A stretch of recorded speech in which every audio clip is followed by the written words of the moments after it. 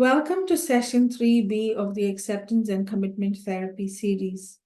Apologies to those for whom this is a repetition, because I decided to break session 3 into 2 segments. The ACT model gained increased popularity in the last decade or two, and so my colleagues were interested to know more about it. And that's what inspired me to share the resources that I have gathered. Just a word of thanks to Dr. Russ Harris, who has made these resources available on his website. So I'll continue the discussion from where I left off in part 3A.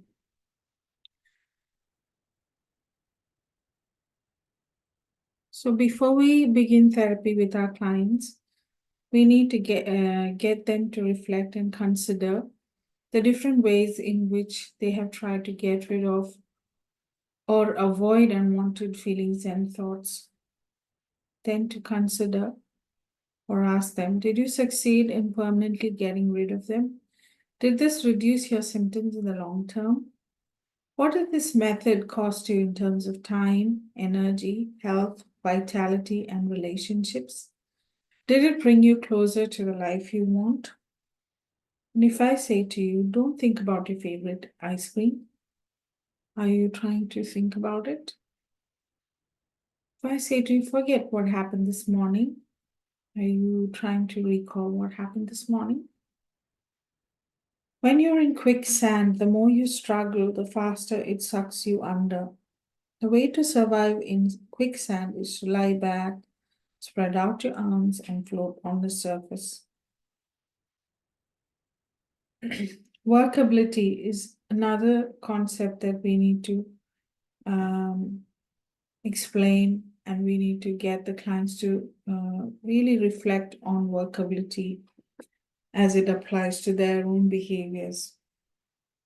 Examining whether the client's behaviors help them to create a rich, meaningful, and vibrant life. Workability is awareness of one's behaviors and whether those behaviors are working effectively to solve the problem and helping them to move toward valued ends. So, for example, if his or her use of alcohol as a distraction strategy is working in the long run in solving the problem of anxiety, examining the costs of using this strategy on values. Being mindful that the term values does not refer to moral rules or norms in act. When we fully engage in things that are very important to us, we are moving towards our values. So, helping our clients to identify what are the unworkable behavioral patterns that they engage in, motivated by short-term symptom relief, and to help them change their behavior in such a way that it aligns with long-term valued ends.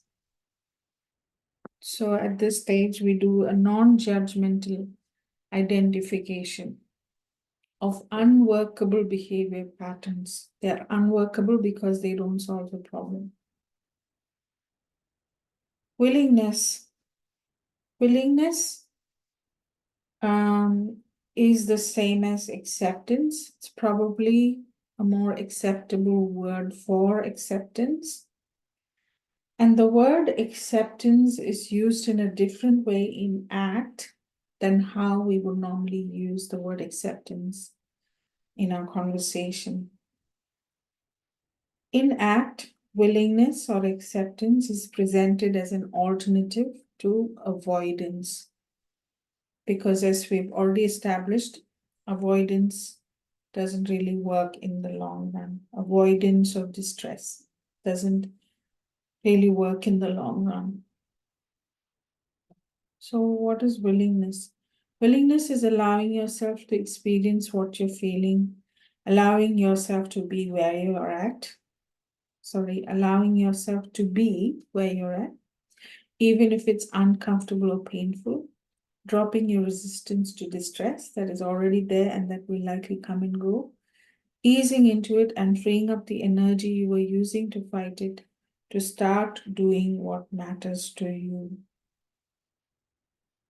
Please watch these three videos: the unwelcome party guests, monsters on the boat, passengers on the on the bus. Sorry, on the bus. And these are different metaphors that I use to explain the concept of willingness, which is basically, like I said, an alternative to avoidance.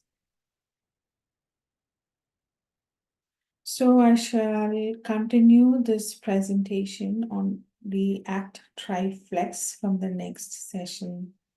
Thank you for watching.